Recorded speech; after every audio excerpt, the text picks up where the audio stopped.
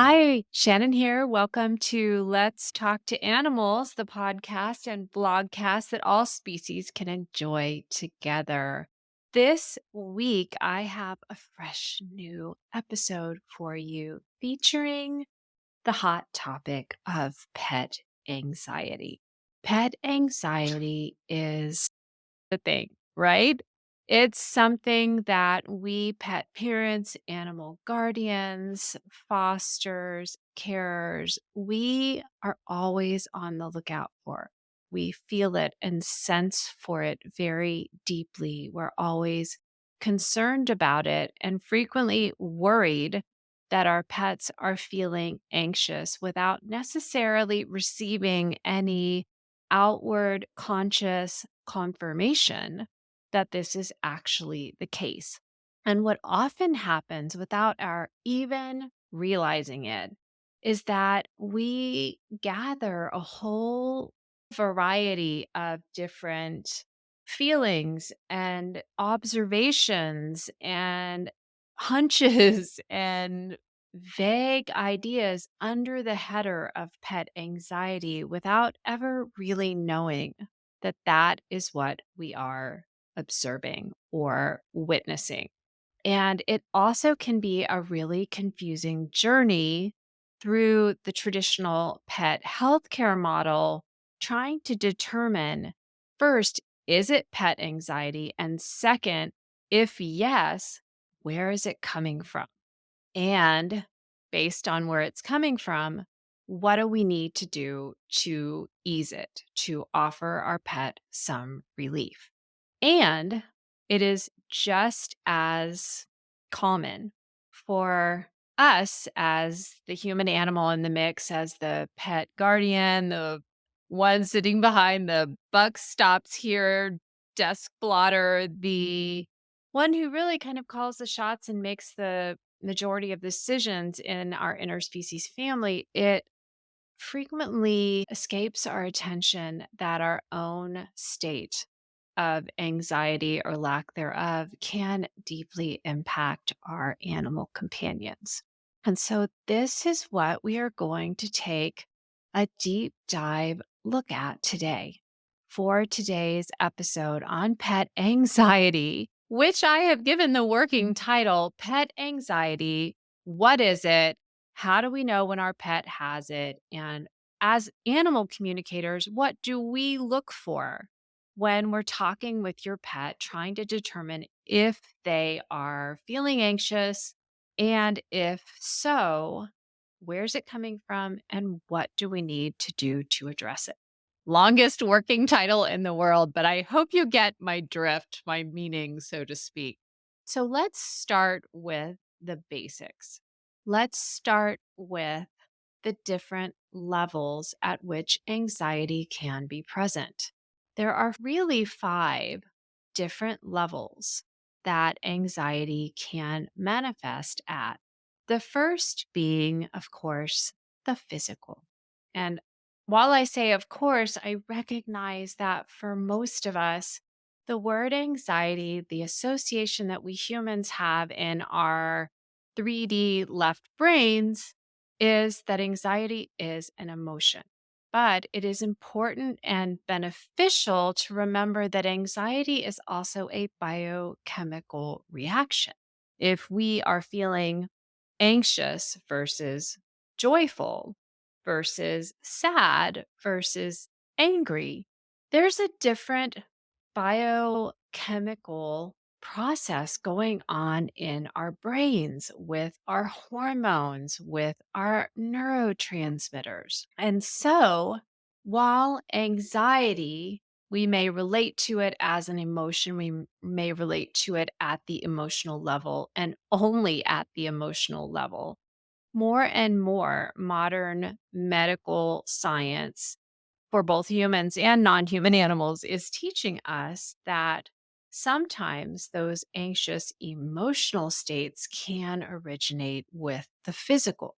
For instance, if there is some level of physical dis ease going on, or an exposure to an environmental agent or toxin that is creating dysregulation in the body system. If there is an injury, if there is an illness, if there is an extreme disruption in daily routine, or an undiagnosed allergy, or there are all kinds, we could follow that rabbit trail forever, but there are so many physical based issues that can then give rise to the physical, the emotional, the mental sensation of anxiety.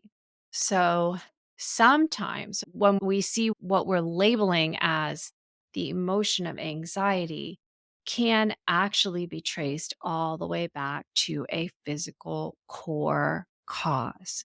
However, that is not always the case. Of course, emotions can make our body feel wildly uncomfortable. As just a very personal example, I went through a grief process lately over the loss of a relationship in my life, and I felt a lot of chest pain. If you've ever heard of heartbreak syndrome, you are already familiar with how emotional dysregulation can trickle downhill and manifest at the physical level. As we get into our conversation today, and I talk a little bit more about what I personally can't speak for other animal communicators, but certainly what I look for as an animal communicator when I'm talking with your pets and I'm trying to determine, is it anxiety? If yes, where is the root cause? What is that deepest level? Because of course we don't just want to bandage it. We want to get all the way down to the deepest level, find the core trigger and begin addressing it there. And based on what we find, based on what I discover when I'm talking with your animal, that is going to then lead us in the direction of the proper remedy. So, this is the next level then, anxiety that originates at the emotional level. And of course, sometimes emotional dysregulation, anxiety, does not necessarily lead to overt physical symptoms, but can manifest as behavior changes, changes in relationships, changes in hobbies or habits. And so these can also be indicators that what we're really dealing with is anxiety originating at the emotional level versus perhaps at the physical level. Now, there's also anxiety that can originate at the mental level. There's a lot of debate about whether animals think and how much they think in terms of what we human animals define as thinking. For us, thinking is a never ending, kind of almost like a stream of consciousness activity that takes place in our 3D left brains all day, every day. Our brains, especially that left hemisphere, they are meaning making machines. In intuitive anatomy, which is different from biological anatomy, but intuitive anatomy is what I teach when I teach animal communications. You can understand your intuitive wiring, the internal, what I call operating system that is inbuilt, present from birth, that provides you with the means to have intuitive two-way conversations with other humans and with non-human animals. So when we're looking at that intuitive anatomy, we are looking at a left brain mind that has one job to do: to receive, decode, translate into words, and share intuitive data or information, the emotions, thoughts, experiences, etc. of the animal conversation partner. While our non-human animal planet mates may not think obsessively in the way that we human animals tend to do, they may not have a brain structure that is as optimized for the heady lives we lead today. That doesn't mean that they don't think. My experience, however, has been that animals think more through their emotions. They think more through their feelings. Why? Because that is more functional. It's also faster. And for wild animals in particular, and even for our companion animals, still being hooked so intimately into the fight or flight defense system, always aiming to feed and not get fed on, to find dinner and not be dinner, it is more functional to tap into your vibes, gut brain, your emotional system, and just skip the thinking already. For us humans, it just adds an extra layer, it adds an extra step onto our process. It makes us slower communicators and, in many ways, stupider communicators. I realize that's not really a word, but we're slower and we are less trusting of our own multi-layered system of the information that it's giving us because we have this overactive, overly involved left brain hemisphere that is constantly seeking for meaning and turning it into words and delivering it to us like it's the buck itself, so to speak. So, with our animals, thoughts do come through, and repetitive thoughts in particular tend to be what generate anxiety.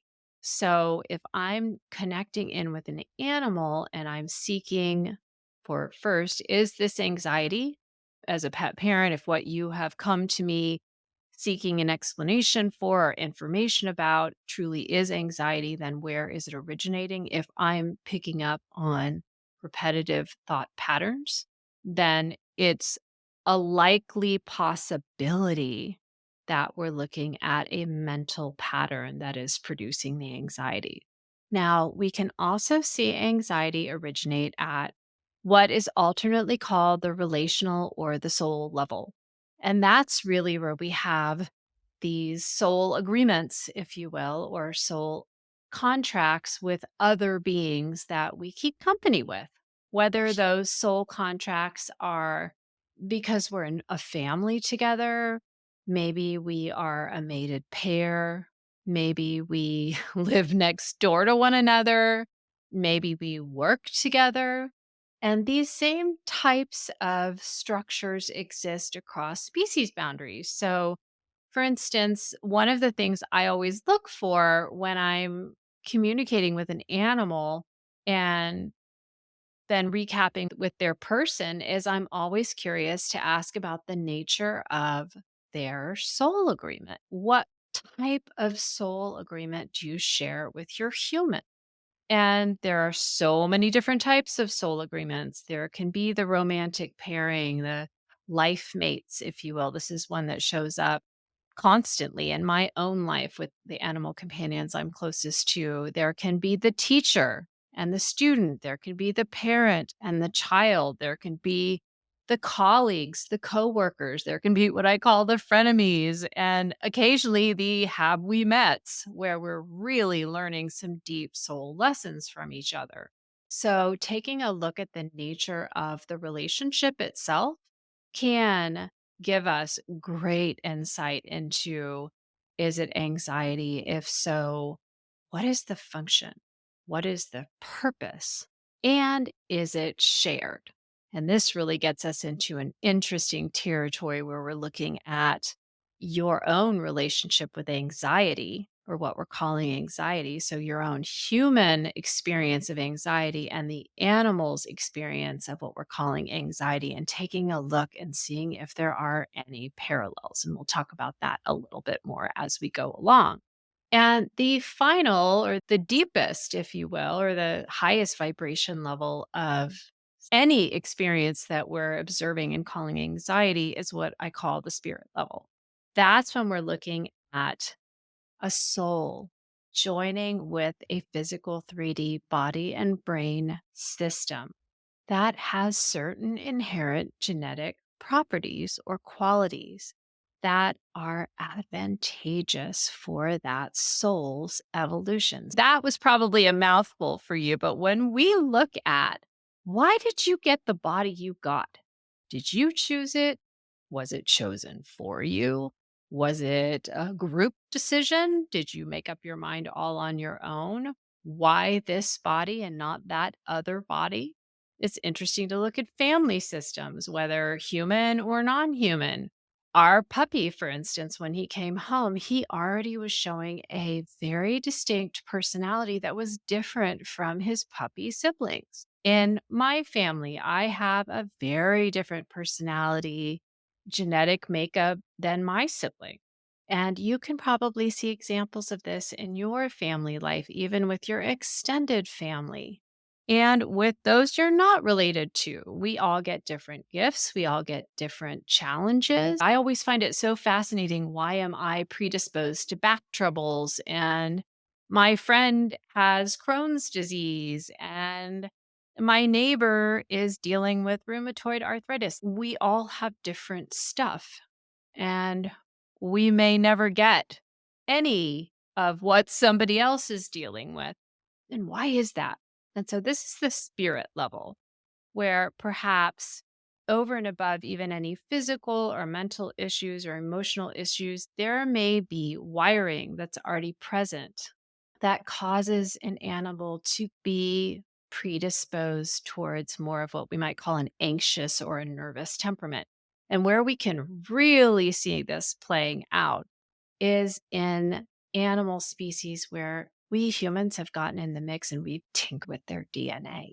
So we see this a lot in dogs, in cats, in horses, certainly other types of livestock, definitely with bird species, where we've gotten in there and we have decided that we want to genetically re engineer what was already perfect to begin with because we want to express certain traits or inhibit others.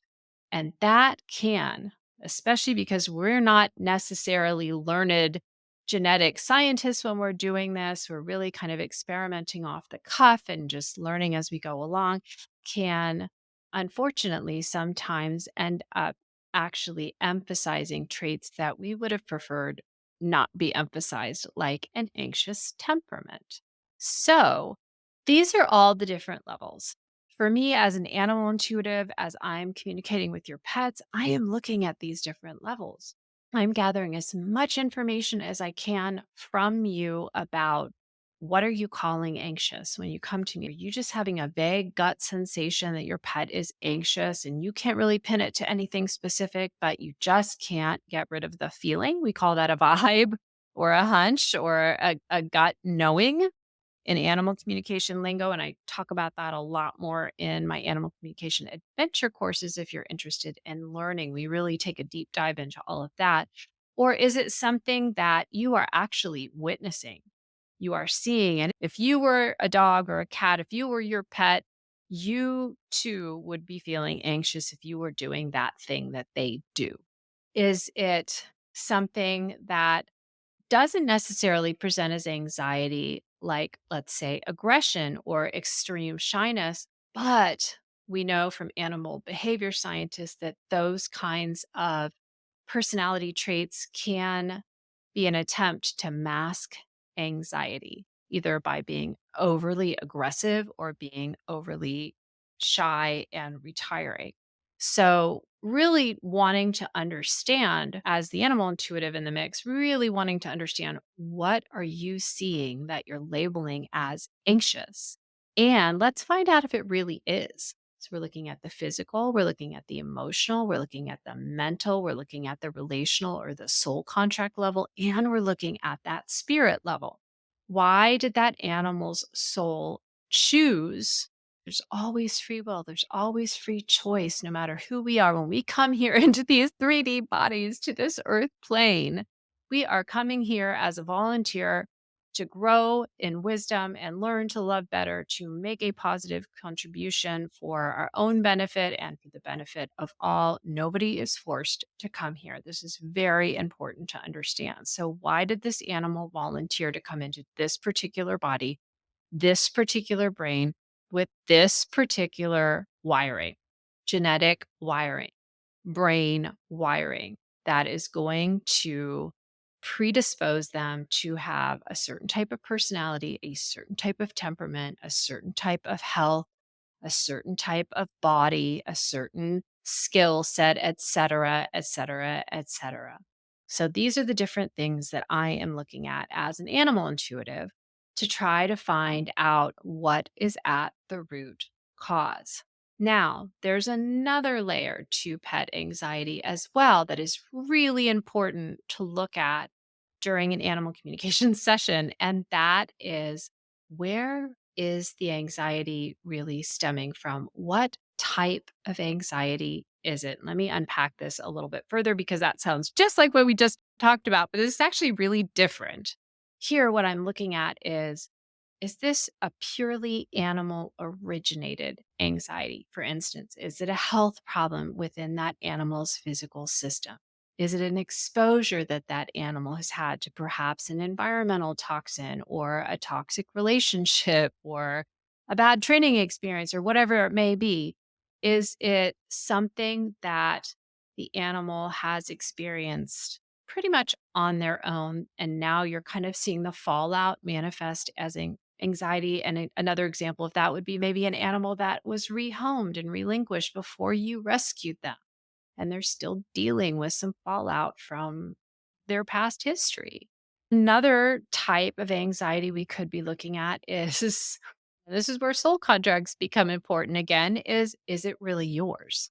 Is it your anxiety and the animal is kind of struggling through being around someone that's anxious? As we all know, if you walk into a mall during the holiday season, you're probably going to leave feeling more anxious than when you arrived. Why? Because there are lots of anxious people who are concerned about how their holidays are going to go this year. If somebody or such and so is going to be happy with their gift, how they're going to afford to host all their relatives and rearrange their schedule. There are so many deep issues that crop up around the holidays on all kinds of levels. Your time, your schedule, your sanity, your finances, your digestion, all kinds of different things. Are you making memories? Are you making the kind of memories you want to make? And so, this is an example of being in a collective consciousness where it feels like anxiety is amplified. And it can't always be avoided. Life happens, right? Things happen to us. Maybe you are going through something like what I referenced earlier with a relationship that is just not working anymore. Maybe there's been a loss. I mean, over the last few years, I've had several deep losses. My father, my dearest friend, my box turtle, my soul bird. I mean, there have been lots of losses. Yes, that has caused spikes in my anxiety. And yes, my pets have had to weather that. So sometimes when I talk with an animal who is exhibiting symptoms that we're calling anxious, I find out it's not really theirs. It's just that they're kind of being marinated in an anxious home space. They're exposed to you or someone else in your family or a family state, especially if the loss is affecting or there's a change it's affecting the whole family. They're just a part of it. That's part of being a part of a family. And sometimes we just all have to kind of get through it together the best that we can and hopefully address each family member's needs individually so we get through it with minimal disruption and dysregulation. But sometimes it's not animal origin anxiety at all, it's human origin. It can even be world events origin. We've had so many disruptions to just the flow of safety and services and polite society. It doesn't feel so polite most of the time. We've had weather events that are completely unexpected, political events that are completely unexpected. And so what ends up happening is it amplifies anxiety on this planet. And we all just walk around feeling a little bit more anxious. And if you are a highly sensitive personality type, and there are highly sensitive people, there are highly sensitive pets. If you are interested in that topic, I highly recommend you head over to my resources section and free tools for pet parents. Download the Highly Sensitive Pet Help Guide. I've also recorded podcast episodes on HSPs, both people and pets. And so I will link those in the show notes, but I highly encourage you to head over and take advantage of these resources because the more your wiring lends towards sensitivity, which is a genetic trait that's been found in over 100 species so far, the more you are likely to feel increased anxiety as our world goes through periods of collective anxiety as well. So that's the second type of anxiety. I may discover that it is really human generated and the pet is just dealing with the fallout like every other member of the family. I can also find, and this is where soul contracts really kick in, I can also find that it's kind of what I call a feedback loop. And typically in animal communication conversations, when I uncover an anxious feedback loop or any kind of feedback loop, what it looks like to me is I'll see kind of an infinity symbol, like my finger is tracing an infinity symbol. If you're listening to the audio version, that's what I'm doing on the video screen now over on YouTube. And what I see is we're kind of trading anxiety back and forth. And there's a couple different ways this can happen. The first way, which is a little bit less frequently detected and diagnosed, is what I just discovered with one of my pet parent clients who travels a lot. And he was worried about leaving his cat behind at the cat hotel. And he was coming to me saying, I am worried that my cat is going to be anxious or uncomfortable when I leave. When I tuned in with the cat, what I discovered is the cat was worried about him. Where was he? Was he going to be okay? And what was happening was being together every time my pet parent client would start to feel anxious, the cat would also start to feel anxious. And at that 3D conscious level, the cat would think, oh, maybe I should be worried about my person because they're feeling anxious. And then the cat would get worried.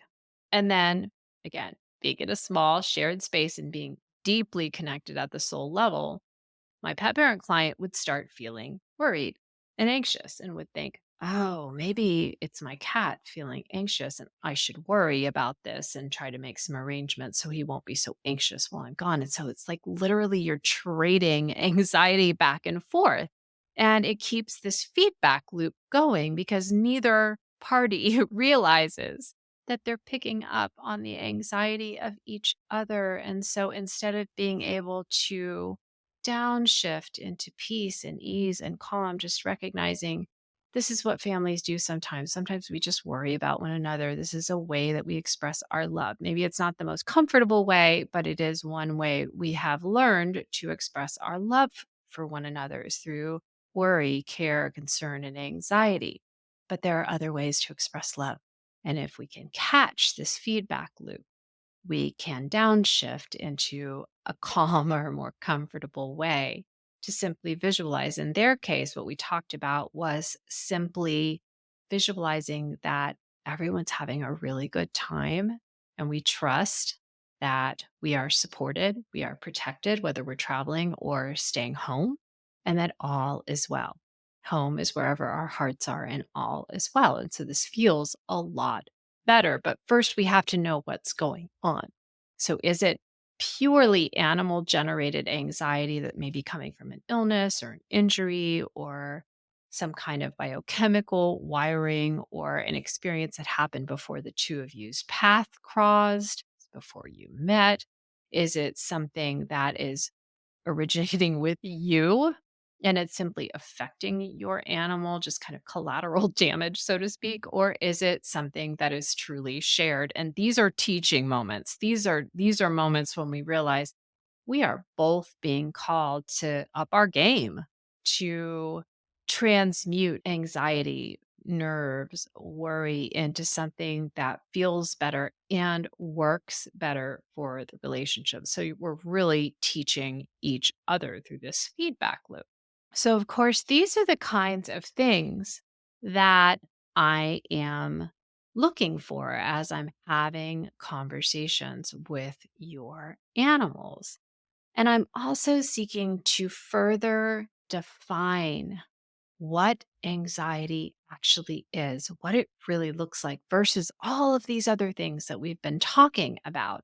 So when you say my pet is anxious, expect that I'm going to ask you to tell me about what you're labeling as anxious. And I love this part of our conversation because I find out so much more about what you're really witnessing, and it allows me to ask much more detailed questions that are much more accurate. So I make sure that your pet really understands what is it you're witnessing or sensing or feeling, not just asking your animal, why are you anxious or what are you anxious about?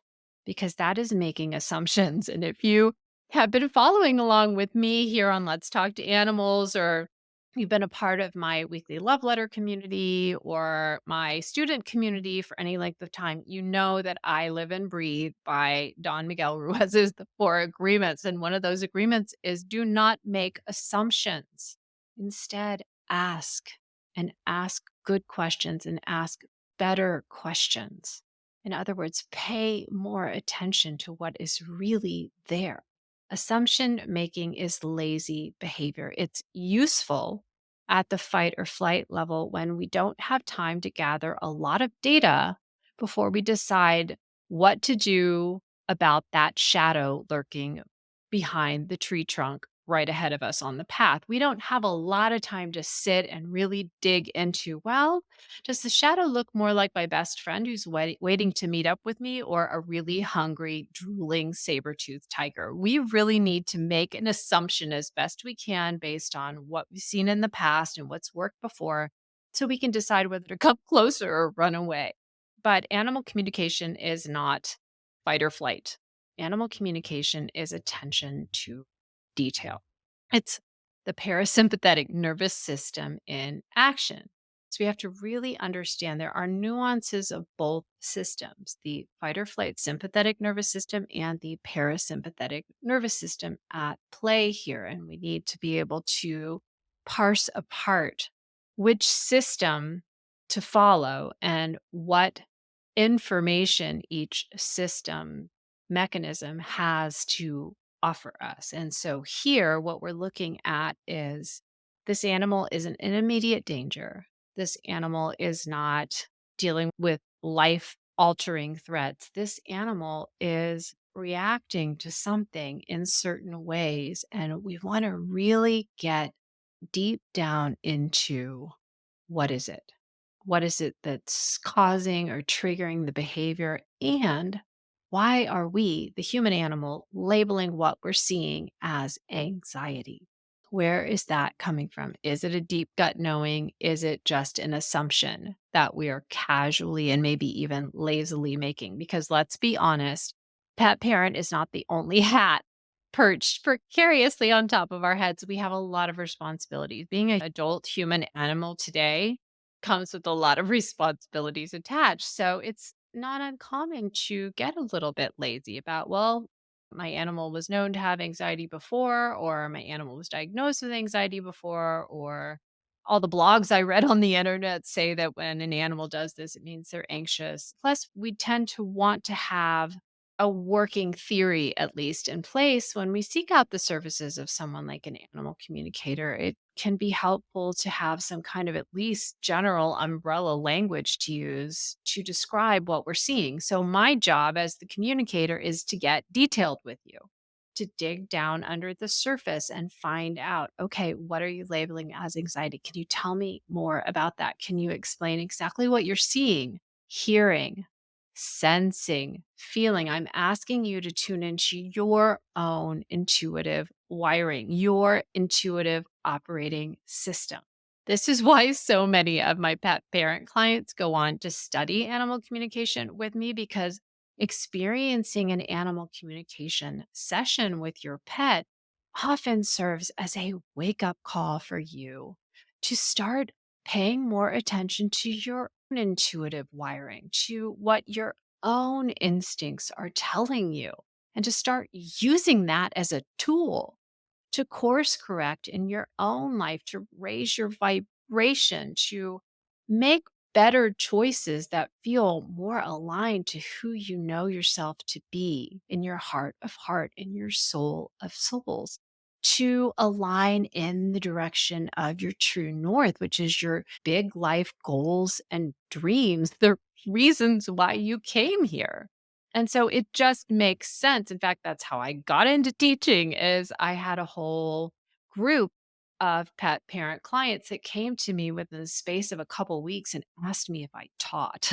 And I was like, well, no, but I guess I could.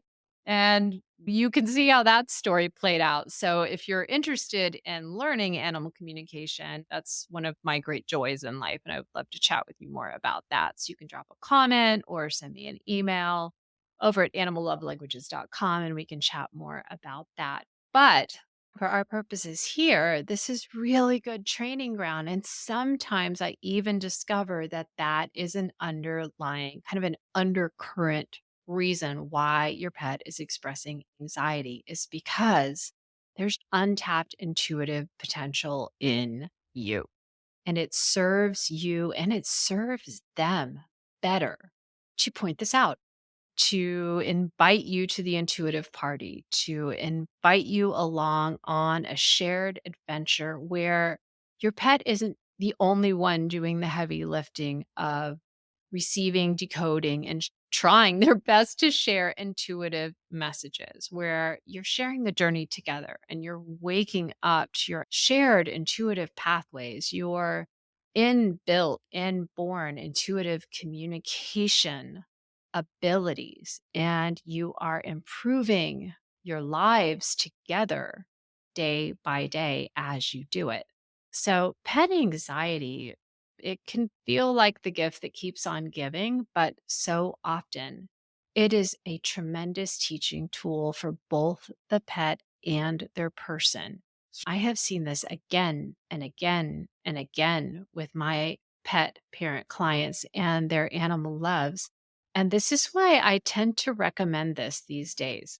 Whatever remedy, especially for anxiety that is not simply animal originated, whatever remedy or whatever next steps we come up with based on what your animal shares with me, chances are good that you will benefit from it too. I have certainly found this to be the case with my own animal family. So often we do share common issues like having a more nervous or sensitive or anxious temperament or wiring.